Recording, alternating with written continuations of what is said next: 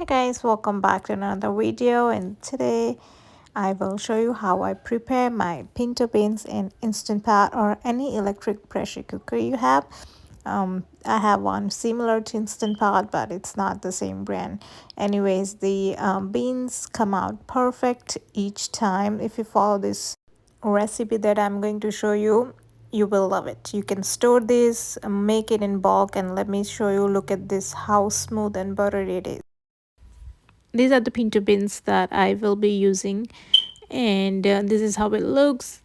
It's just from great value.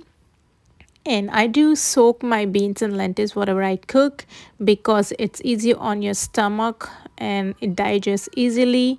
But if you don't want to soak, it's optional. You can skip that step. So here I have taken about 2.5 cups of pinto beans and I soak them for an hour. Then I have taken 2 cloves of garlic and I chop them, and then 1/4 of big white onion, also chop them, and also going to use taco seasoning. This is the brand I am using. You can use any taco seasoning you prefer, or also if you want to skip this altogether, just add salt and pepper, that's fine too. So here I'm using this the electric pressure cooker, which is very similar to the Instant Pot.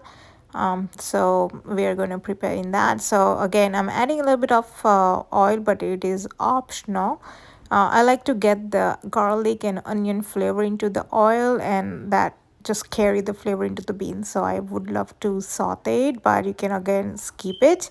So I'm going to add the garlic and onion and saute it until they turn brown.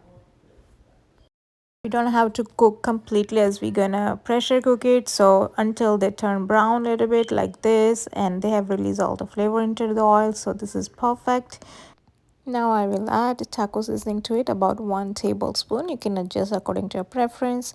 I'm going to add salt, and I have also added pinto beans in it. I'm missing the clip here, but I have added the beans, and now I'm going to pour the hot water over it. I always eyeball it, I never measure it, so about 2 to 3 inch above the beans works perfect every time. So you can use this trick as well. Now I'm gonna close the lid and pressure cook it on medium for about 50 minutes. I have only two settings, medium and high, so I kept it on medium. And now it's off, and I'm gonna let it stand for 5-10 minutes until the pressure releases naturally. And here it is perfectly cooked. So what I'm going to do here, I'm gonna take out some whole beans just like that, so I can use in different kind of recipes.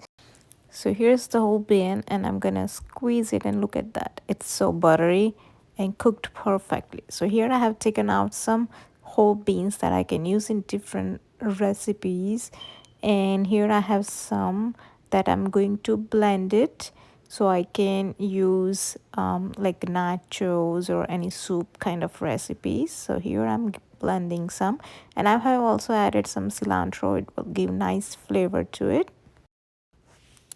and it's ready. I use this runnier one for to make nachos, chilies, or any kind of soup, so this works perfect for me. And here I'm going to store it like this, 2 for gravy, 2 for beans, and these freezer trays are perfect for me because each section give me 2 serving because they are deep enough, I can fit a lot. This is how you can store homemade pinto beans and use it for your recipes, and once it's ready you can transfer it to Ziploc bag. And this is how they look when they are freeze. Now you can pack this in Ziploc bag and put it in your freezer, good to go. Thanks for watching this video. I hope you enjoy watching it.